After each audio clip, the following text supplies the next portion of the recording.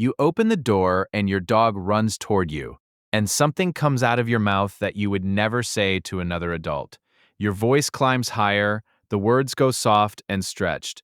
Who's a good boy? Yes, you are. Look at you, you. You did not decide to do that.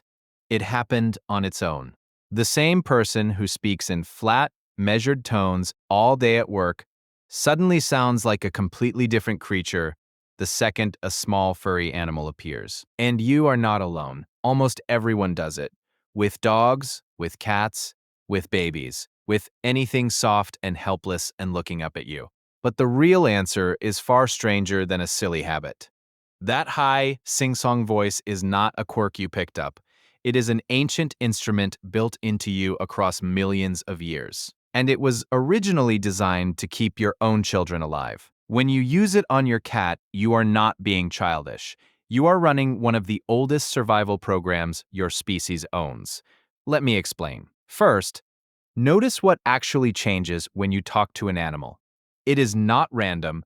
The shift is precise. Your pitch goes up, your tone rises and falls in big looping waves instead of staying flat. You slow down, you repeat yourself, you ask questions you know will never be answered. Who's hungry? Are you? Are you hungry? That exact pattern has a name. Scientists call it infant-directed speech, though most people know it as baby talk. For a long time, it was dismissed as something silly that adults do without thinking. Then researchers actually studied it, and what they found was the opposite of silly. One of the most important was a psychologist named Anne Fernald. She wanted to know whether this strange high voice was just a habit of one culture, something parents in one place happened to do. So she compared how parents spoke to babies across very different languages and very different parts of the world. And the pattern held everywhere. Parents speaking English, parents speaking Mandarin, parents speaking languages that share almost nothing in common, all slid into the same exaggerated, musical up and down voice the moment they faced an infant. Something that shows up in every culture on Earth is rarely an accident. It is usually built in. But why would evolution build a special voice just for babies? Because a newborn cannot understand a single word you say. It does not know language. It cannot follow your meaning. The only thing it can read is the music underneath your words. The rise and fall, the warmth, the rhythm. Fernald found that the melody of baby talk carries meaning all by itself. A gentle tune soothes. A bright climbing one grabs attention. A soft falling one comforts. The baby cannot decode the sentence, but it can feel the song. So this voice is not nonsense. It is the very first channel of communication between a parent and a child, working entirely through melody before a single word ever lands. It calms a crying infant, it holds its gaze, it teaches it, slowly, that this large creature leaning over the crib is safe. Now hold that thought and look back at your dog. What does an animal share with a human baby? Almost everything that matters here. It cannot understand your words. It reads your tone, your pitch, your warmth. It depends on you completely for food and safety. It looks up at you with wide eyes and waits to find out whether you are friendly or a threat. To the ancient program running inside you, a dog and a baby look like merely the same problem. A small, wordless creature that you need to soothe and bond with using sound alone. So your brain reaches for the tool it already has, the same voice, the same melody. But here is the part that turns a cute habit into something genuinely fascinating. The animals are listening. And it works. A team of researchers at the University of York, including Katie Slocombe and Alex Benjamin, decided to test whether dogs actually care about this voice or whether we just do it to feel good. They had people speak to dogs in two ways. One was the high sing-song dog-directed voice. The other was ordinary, flat adult speech. Then they measured which one the dogs preferred. The dogs paid more attention to the special voice. They looked longer at the people using it. They were more likely to want to be near them. The effect was especially strong with puppies. So, the loop closes.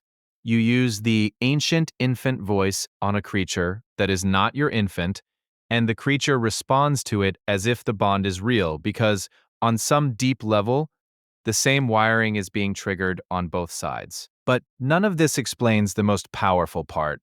Why does the animal pull this voice out of you so automatically in the first place? Why can you not stop yourself? For that, you have to go back to a scientist named Konrad Lorenz, who studied animal behavior in the early and middle 20th century.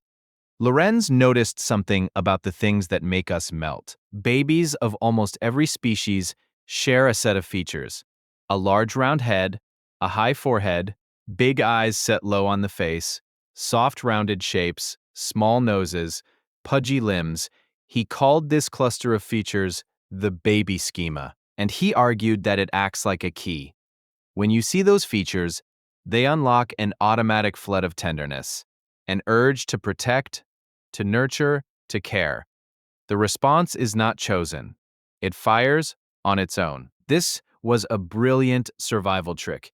Human infants are born helpless and stay helpless for years. A parent who felt nothing at the sight of their baby would not invest the enormous effort it takes to keep one alive. So evolution made the baby's very face irresistible. Now look at what we have done with the animals around us. We have bred dogs and cats for thousands of years, and again we chose the ones that looked the most like babies. The flat faces, the big round eyes, the small noses. We kept selecting the animals that pressed the baby schema button hardest. Look at a pug, look at a kitten. They are walking triggers shaped over centuries to set off the exact ancient response Lorenz described. So, when your dog runs up to you, here is what is actually happening all at once, in less than a second. Its face matches the baby schema, which floods you with caregiving warmth. Your brain registers a small, wordless, dependent creature looking up at you, and it reaches, automatically, for the oldest soothing tool you own, the high musical voice built for infants. You do not choose any of it. That is why you cannot help it. The voice you use on your cat is the same voice your distant ancestors used to calm crying infants in the dark, long before language existed. So the next time that strange high voice comes pouring out of you, do not feel embarrassed. You are hearing the oldest language of care your species ever made, running perfectly, millions of years later, the moment your dog runs toward you.